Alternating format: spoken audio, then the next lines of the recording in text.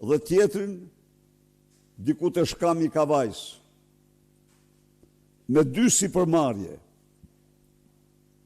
të veta. Por Altin Doçi, Altin Poja, nuk i sekuestron sipërmarrjen e Rock of Kavaja. Pasi e mbrojti kundrejt shumave e tjerë, nga shkurti që erdhi urdhri i arrestit nga Italia, pasi e njoftuan,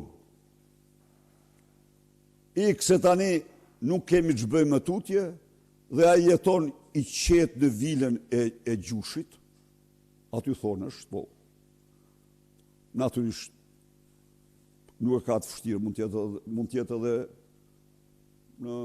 në Surrel mund tjetë, s'ka nëse ka problem fare, sepse ai ka qenë një i ftuar frekuent i Edi Ramës në Gostira, bashkë me Agasin dhe me këta tjerë, sepse thonë që edhe Surreli është përdorur për takime bandash midis Olsit, Suelçels e të tjerë, po këto janë thënje dhe nuk duhen dokumentuar, por thuhet. Këto janë, ja u them si që mi kanë transmetuar, më thapë. Pra, a mund të njihen të kujt janë votat të 4 deputetëve 80.000 vota? Kur këto zgjedhje nuk mund të njihen dhe nuk do njihen. Këto janë zgjedhjet e krimit. Këto janë zgjedhjet e krimit, këto janë farsa, nuk janë zgjedhje, këto janë farsa më e shëmtuar elektorale që ka ndodhur ndonjëherë. Të gjitha kjo kupol që drejtoi këtë fars, e gjithë kjo kupol udhëhiqet direkt nga Edi Rama, i cili i ka dhënë Pojës me qera kundër këtij tarife portin e Durrësit. Ka 3 vjet që aty nuk kapet një gram kokainë. Nuk ka ndalohet kapja e kokainës. Sepse është mall për kryeministrit. Dhe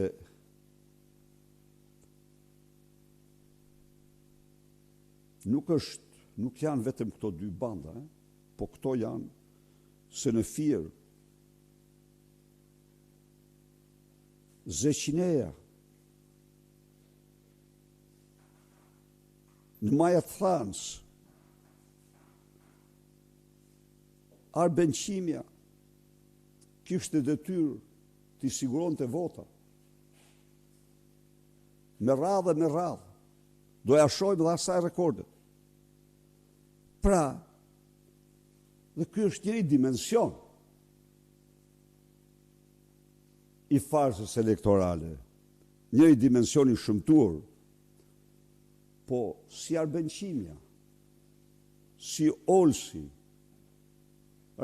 Rama, si Ulusiu, si Blendi Xhabafti, si Sara Mile, apo Suelçela, janë një sëri të tjerësh. Këto ishin zgjedhjet, por një gjë u them shqiptarëve.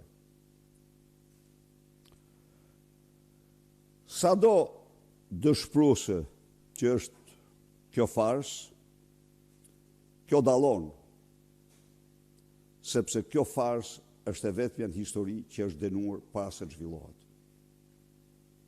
Por të gjithë ata të cilët